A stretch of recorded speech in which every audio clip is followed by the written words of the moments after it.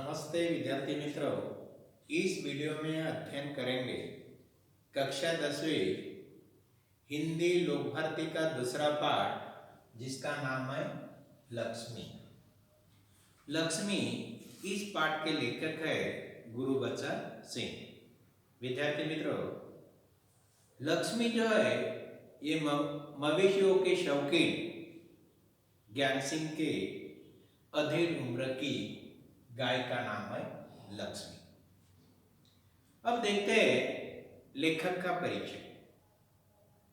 गुरुबचन सिंह सुप्रसिद्ध कहानीकार जिन्हें साहित्य के अनेक क्षेत्रों में मुक्त लेखन किया है। मुक्त यानी बंधनी। विद्यार्थी मित्रों, जो साहित्य का सृजन किया जाता था वह साहित्य का सृजन विशिष्ट सीमा में रहकर दायरे में रहकर ही करना पड़ता था, लेकिन गुरुबचन सिंह ऐसे साहित्यकार है जिन्होंने बंधनहीन साहित्य का सृजन किया। आपकी भाषा सरल और प्रवाही है। जिन्होंने अपने साहित्य में जिस भाषा का प्रयोग किया वह भाषा एकदम सरल, जो आसानी से समझ सके, और प्रवाही यानी असरदार है। इसी वजह से आपका साहित्य रोचक बन पड़ा है। रोचक यानी मनोरंजन।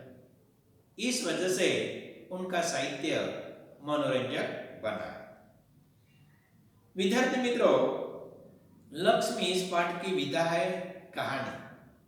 अब लक्ष्मी इस कहानी में लेखक ने किस बात का वर्णन किया है यह देखते हैं। लक्ष्मी इस संवादात्मक कहानी में कहानीकार ने दिए गए वचन के प्रति जिम्मेदारी और प्राणी मात्र के प्रति दया का भाव व्यक्त करते हुए पशु प्रेम दर्शाया। इस कहानी में कहानीकार ने हमें बताया कि हम किसी को वचन देते हैं, उस वचन को हमें पूरा करना चाहिए, अपनी जिम्मेदारी अच्छी तरह निभाना चाहिए और पशुओं के प्रति हमें दया का भाव रखना चाहिए। लेखक का कहना है कि अनुपयोगी हो जाने पर भी प्राणियों का पालन पोषण करना ही मानवता है। इस कहानी में कहानीकार कहते हैं कि जब तक पशु अपने काम पे रहते हैं तब तक हम उनका उपयोग लेते हैं, लेकिन अनुपयोगी होने के उपरांत उनको हम उनकी तरफ ध्यान नहीं देते। लेकिन इस कहानी के माध्यम से कहानीकार हमें बताना चाहते हैं कि अनुपयोगी हो जाने पर भी प्राणियों का हमें पालन पोषण करना चाहिए। यही मानवता है, यही इंसानियत है। अब विद्यार्थी मित्रों, लक्ष्मी इस कहानी का पठन करते हैं। उस दिन लड़के ने तैश में आकर लक्ष्मी की पीठ पर 4 डंडे बरसा दिए थे। लेखक कहते कि उस दिन लड़के ने तैश यानी आवेश में जोश में आकर लक्ष्मी के पीठ पर डंडे बरसा दिए थे। लड़का यानी करामत अली, जिसके लड़के का नाम है रहमान, और उस रहमान ने लक्ष्मी के पीठ पर 4 डंडे मारे थे। वह बड़ी भयभीत और घबराई थी। रहमान ने मारने की वजह से लक्ष्मी एकदम भयभीत हो गई और बहुत ही घबरा गई। जो भी उसके पास जाता सिर हिला उसे मारने की कोशिश करती। जो भी लक्ष्मी के आसपास जाता तब लक्ष्मी सिर हिलाती और उन्हें मारने की कोशिश करती, या फिर उछलती कूदती गले की रस्सी तोड़कर कुंड से आजाद होने का प्रयास करती। लक्ष्मी कुंडे को बांध कर रखी थी, अपनी जगह पर उछल कूद कर रही थी और रस्सी तोड़कर आजाद यानी मुक्त स्वतंत्र होने की कोशिश कर रही थी। करामत अली इधर 2-4 दिनों में अस्वस्थ था। करामत अली 2-4 दिन अस्वस्थ यानी बीमार था। लेकिन जब उसने यह सुना कि रहमान ने गाय के पीठ पर डंडे बरसाए तो उसे रहा नहीं गया। जब करामत अली को इस बात का पता चला कि उसके लड़के रहमान ने लक्ष्मी के पीठ के ऊपर 4 डंडे मारे, यह जब बात रहमान अली को पता चला तो उसे बीमार होने के उपरांत भी वह लक्ष्मी को देखने चले गए। वह किसी प्रकार चारपाई से उठकर धीरे धीरे चलकर बथान में आया। विद्यार्थी मित्रों, बथान शब्द का अर्थ लिखिए गाय भैंस के रहने का स्थान, उसे कहते हैं बथान।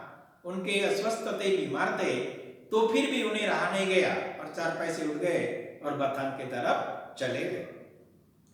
आगे बढ़कर उसके माथे पर हाथ फेरा, बथान में गए और लक्ष्मी के माथे पर उन्होंने हाथ फेरा, पुचकारा और होले से उसके पीठ पर हाथ फेरा। लक्ष्मी के शरीर में एक सिरन सी दौड़ गई। सिरन यानी भय से कंपी उठ गई। वह कंबक ने कितने बेदर्दी से पीटा। करामत अली कहते कि ओह कंबक ने बेवकूफ मूर्ख ने कितने बेदर्दी यानी निर्दयता से लक्ष्मी को मारा है। उसकी बीवी रमजानी बोली, रहमान अली की बीवी का नाम है रमजानी, और वह बोली, लो चोट की जगह पर यह रोगन लगा दो। लक्ष्मी के पीठ पर चोटें आई थी और चोट की जगह करामत अली की बीवी कहते हैं कि उनके ऊपर कुछ रोगन यानी लेप, मेडिकल पेस्ट भी कहते हैं, वह लगा दो, बेचारी को आराम मिलेगा। करामत अली गुस्से में बोला। करामत अली को अपने बेटे रहमान को बहुत ही गुस्सा आ गया और गुस्से में आकर करामत अली बोले, क्या अच्छा हो अगर इसी लाठी से तुम्हारे रहमान के दोनों हाथ तोड़ दिए जाए? कहीं इस तरह पिटा जाता है। करामत अली को बहुत ही गुस्सा आ गया और अपनी बीवी रमजानी को कहते हैं कि जिस डंडे से उन्होंने लक्ष्मी को मारा था उसी डंडे से यदि मैं आपके बेटे के हाथ पैर तोड़ देता तो क्या सही है? रमजानी बोली, लक्ष्मी ने आज भी दूध नहीं दिया। रमजानी ने करामत अली के बातों की तरफ ध्यान न देते हुए करामत अली को कहा कि लक्ष्मी ने आज भी दूध नहीं दिया तो उसकी सजा इसे लाठियों से दी गई। सजा यानी दंड, यानी कि लक्ष्मी ने दूध नहीं दिया, इसका मतलब उसे लाठियों से उन्हें सजा दी गई। रहमान से गलती हो गई, इसे वह भी कबूलता है। रमजानी कहते कि रहमान के हाथ से जो गलती हो गई वह भी उसे कबूलता है, यानी अपनी गलती को रहमान स्वीकार करता है। रमजानी कुछ क्षण खड़ी रही, फिर वहां से हटती हुई बोली। रमजानी कुछ देर तक वहां खड़ी रही और वहां से जाते हुए बोली, देखो अपना ख्याल रखो। और करामत अली को कहते कि आप अपना ध्यान रखो। पब इधर उधर गया तो कमर सिखवाते रहोगे। करामत अली ने फिर प्यार से लक्ष्मी की पीठ सहलाना यानी धीरे धीरे हाथ फेरना। लक्ष्मी करामत अली की बीवी जाने के बाद करामत अली ने लक्ष्मी के पीठ पर धीरे धीरे हाथ फेरा। मुंह ही मुंह में बड़बड़ाया, माफ कर लक्ष्मी, रहमान बड़ा मूर्ख है। उम्र के साथ तू भी बुढ़ा गई है। डेयरी फार्म के डॉक्टर ने तो पिछले बार ही कह दिया था यह तेरा आखिरी बरस है। बरस यानी वर्ष साल। जो डॉक्टर साहब थे उन्होंने कहा कि यह तेरा आखिरी साल है, उसके बाद आप बच्चे को जन्म नहीं दे सकेगी। लक्ष्मी शांत खड़ी अपने जख्मों पर तेल लगवाती रही। करामत अली लक्ष्मी के पीठ के ऊपर जो जख्म हो गई थी उनके ऊपर तेल लगा रहे थे और लक्ष्मी एकदम शांत खड़ी होकर तेल लगवाने दे रही थी। वह करामत अली के मित्र ज्ञान सिंह की निशानी थी। जो लक्ष्मी थी करामत अली के जो दोस्त थे ज्ञान सिंह की वह निशानी थी, यादगार थी। ज्ञान सिंह और करामत अली एक दूसरे के पड़ोसी थे ही। ज्ञान सिंह और करामत अली दोनों एक दूसरे के पड़ोसी थे ही। वे कारखाने में एक ही विभाग में काम करते थे। ज्ञान सिंह और करामत अली एक ही डिपार्टमेंट में कारखाने में काम करते थे। प्राय एक साथ ड्यूटी पर जाते थे। प्राय का अर्थ अक्सर कभी कभी एक साथ ड्यूटी पर भी जाते थे, एक साथ घर भी लौटते थे, यानी ड्यूटी पर मिलकर जाते थे और वापस भी मिलकर ही आते थे, क्योंकि एक ही कारखाने में दोनों काम किया करते थे और दोनों एक दूसरे के पड़ोसी थे। ज्ञान सिंह को मवेशी पालने का बहुत ही शौक था। मवेशी यानी गाय भैंस, शौक यानी आदत। जो लक्ष्मी ज्ञान सिंह की निशानी थी, ज्ञान सिंह को गाय और भैंस पालने का आदत थी।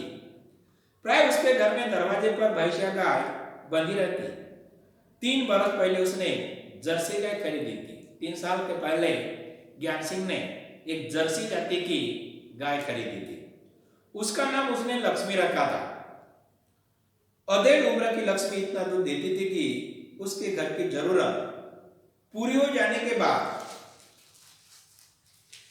बाकी दूध गली के कुछ घरों में चला जाता था। यानी कि ज्ञान सिंह का मुख्य हेतु पैसे कमाना नहीं था। उनके घर में जितने दूध की जरूरत थी वह दूध की जरूरत पूरी हो जाने के उपरांत जो दूध बच जाता था वो अड़ोसी पड़ोसी को बेचा करते थे। दूध बेचना ज्ञान सिंह का धंधा नहीं था, धंधा यानी व्यवसाय। दूध बेचना ही ज्ञान सिंह का व्यवसाय नहीं था। केवल गाय का चारा और दर्रा का अर्थ अनाज के अंश आदि देने के लिए कुछ पैसे जुटा लेता था। जुटा लेना है इकट्ठा करना। करामत ज्ञान सिंह को घर वालों की जितने दूध की जरूरत रहती थी उतना दूध घर में रखते थे और बाकी दूध बेचकर गाय के लिए जो दर्रा लगता था उसके लिए पैसे इकट्ठा किया करते थे। नौकरी से अवकाश के बाद ज्ञान सिंह को कंपनी का वो मकान खाली करना था। अब ज्ञान सिंह अवकाश यानी सेवानिवृत्त रिटायरमेंट हो गए थे। इस वजह से कारखाने की तरफ से उन्हें जो मकान मिला था वह मकान उन्हें खाली करना था। समस्या थी तो लक्ष्मी की। आखिर वह तो मकान खाली कर चले जाएंगे, लेकिन लक्ष्मी को कहाँ रखा जाए, यह ज्ञान सिंह के सामने बहुत बड़ी समस्या निर्माण हो गई।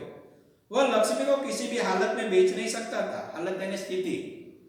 ज्ञान सिंह की एक आदत थी, वह किसी भी स्थिति में लक्ष्मी को बेचना नहीं चाहता था। उसे अपने साथ लेना भी संभव नहीं था। जहाँ ज्ञान सिंह जाने वाले थे वहां उन्हें अपने साथ लक्ष्मी को लेकर भी नहीं जा सकते थे। जब अवकाश में 10-15 दिन ही रह गए थे, जब अभी सेवानिवृत्त होने को 10-15 दिन बाकी थे, करामत अली से कहा। तब ज्ञान सिंह ने करामत अली से कहा, मियां अगर लक्ष्मी को तुम्हें सौंप दूं तो क्या तुम उसे स्वीकार करोगे? अंत में ज्ञान सिंह ने निश्चय किया और अपने पड़ोसी अपने दोस्त करामत अली को पूछा, यदि मैं लक्ष्मी को आपको सौंप दूं तो क्या आप उसे स्वीकार करोगे? तब करामत अली ज्ञान सिंह को कहते, मियां करामत अली ने कहा था, नेकी और कुछ यानी अच्छी बात और उसे की पूछना पड़ेगा। भला इससे बड़ी खुशनसीबी मेरे लिए और क्या हो सकती है? खुशनसीबी यानी सौभाग्य। यदि आप मुझे लक्ष्मी को देते हैं तो मेरे लिए यह बहुत ही सौभाग्य की बात होगी। धन्यवाद विद्यार्थी मित्रों। शेष पाठ का अध्ययन अगले वीडियो में करेंगे।